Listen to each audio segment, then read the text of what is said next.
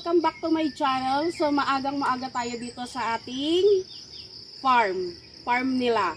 So gagawa tayo ng karumal-dumal na video. Char.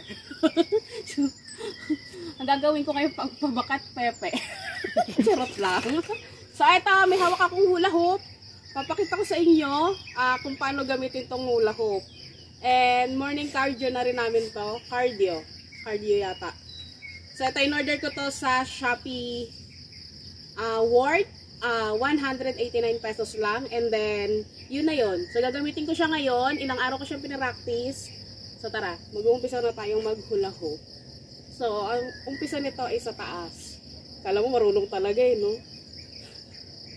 Ganun ba to? Char. Dapat yan, diretso yan. Pero hindi talaga ako marunong dyan. Nagpapanggap lang ako. Dito lang tayo sa bewang.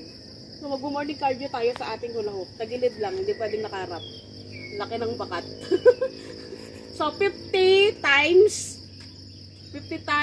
rep. Ano ba ibig sabihin ng rep? Ako. Basta rep, nabasa ko sa TikTok. 50 times. Or 50 na bilang.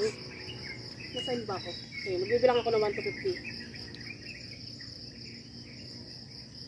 So, hindi ako pwede kasi yung paharap-harap kasi ano ba to?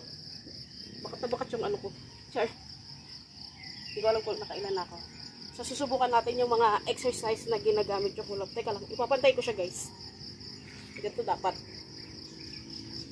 Dapat pala hindi ka ayaw pumantay.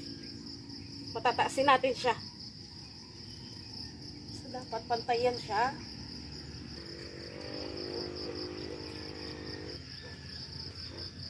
Woo! O, sige.